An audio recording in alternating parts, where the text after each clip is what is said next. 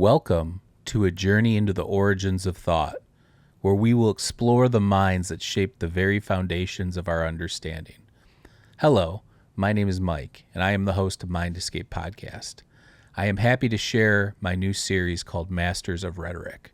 The goal is to draw from the earliest philosophers, scientists, and critical thinkers to help navigate the current technological paradigm.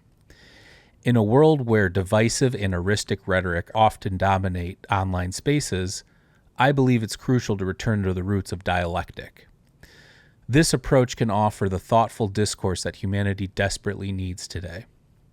So join us on this philosophical adventure by subscribing to our channel and podcast. Engage with us through your comments and critiques. We're excited to hear your thoughts. Let's embark on this journey together with Masters of Rhetoric. Enjoy the series. Masters of Rhetoric, episode number 8, The Ancient Origins of Ontology, from the pre-socratics to Aristotle.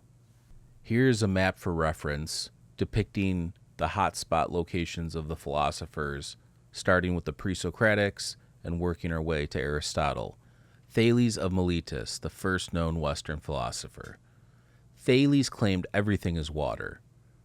This was the first attempt at substance monism. All of reality is reducible to a single stuff. Ontological significance.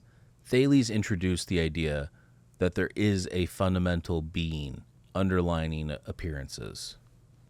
Anaximander.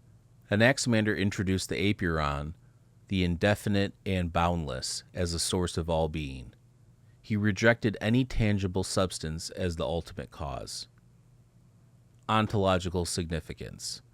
Anaximander proposed a non-empirical, abstract origin of being. First major ontological abstraction beyond observable matter. Anaximenes. Anaximenes claimed that air is the arche. Change is due to rarefaction and condensation. Early process ontology. Being can take on multiple forms while remaining in one essence. Ontological significance. Anaximenes introduced modal gradations of being, a primitive forerunner to later process metaphysics.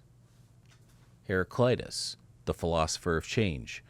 Heraclitus put forth, all is flux, everything is in a state of becoming. Fire equals the symbol of transformation, and logos is the rational order. Ontological significance. He replaced static being with becoming. He introduced processual ontology and unity of opposites, identity through change. Parmenides, being and the denial of change. Parmenides said being is and not being is not. He denied change, multiplicity, and becoming. True being is unchanging, eternal, and the one. Ontological significance. Parmenides came up with the first systematic ontology. Parmenides established pure being as the object of reason. Parmenides was anti-empirical. Being is grasped by reason alone. Zeno of Elea. Zeno defended Parmenides with paradoxes that deny the coherence of motion, change, and plurality. Ontological significance. Zeno challenged common sense realism. He also reinforced the claim that being is logically prior to appearance. Empedocles, pluralists and early empiricists. Empedocles believed that being consists of 4 eternal elements, plus 2 forces, love and strife. Change equals rearrangement, not generation or destruction. Ontological significance. Empedocles combined pluralism and eternalism, multiple fundamental substances, but no real coming into being. Anaxagoras. Anaxagoras introduced nous, or mind, as an ordering force in the cosmos. Everything contains parts of everything else. Change is mixing, not generation. Ontological significance. Embedded intelligence in being itself, and also one of the first mentalistic ontologies. Democritus, Early epistemological dualism. Atomism. All being is composed of indivisible atoms moving in the void. Only atoms and the void truly exist. Ontological significance. Democritus introduced materialist ontology and reductionism. He laid the foundations for mechanistic and scientific worldviews. Socrates, ethical ontology. While Socrates focused more on ethics and epistemology, he implicitly shaped ontology by rejecting material explanations for virtues and human nature. He also sought out essential definitions, what it means to be just, good, or virtuous. Ontological significance. Socrates moved ontology towards the realm of concepts and the soul. He also suggested that what something is, its essence, is knowable and definable.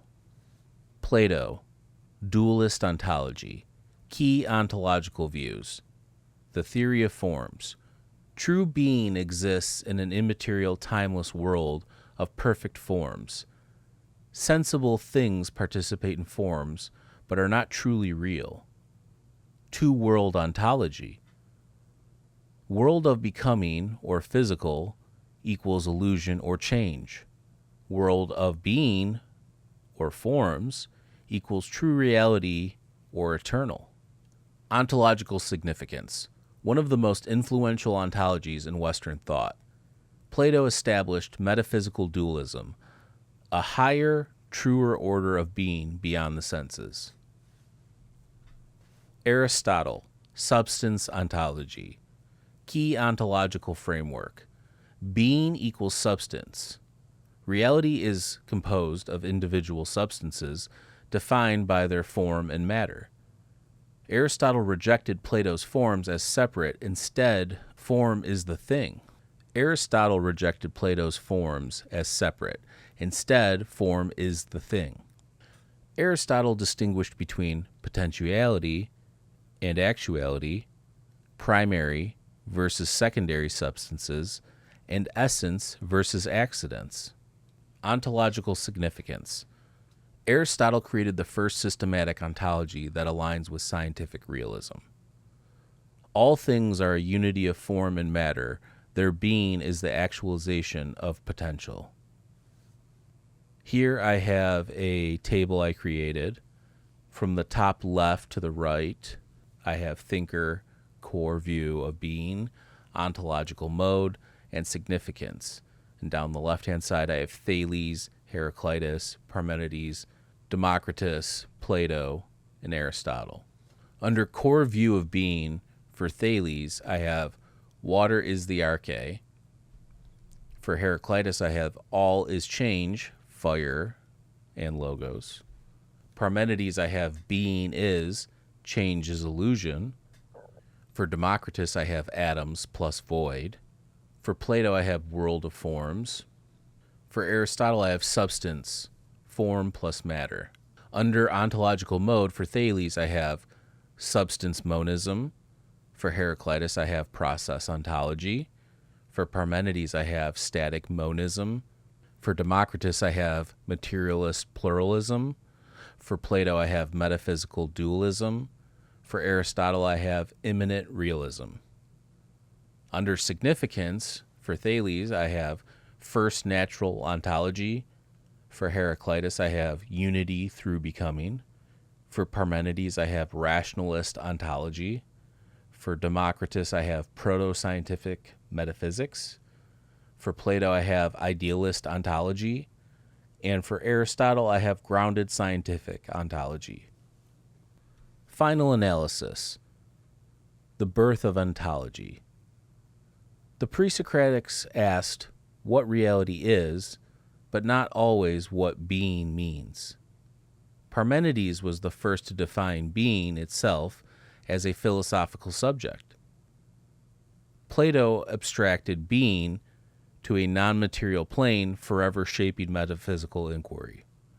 Aristotle naturalized ontology, rooting it in form, matter, and actualization, making it usable in biology, logic, and ethics. The question, what is being, began as a cosmological puzzle, but by the time of Aristotle, it had become the central question of philosophy, leading directly to Heidegger, modern science, and metaphysical debates today.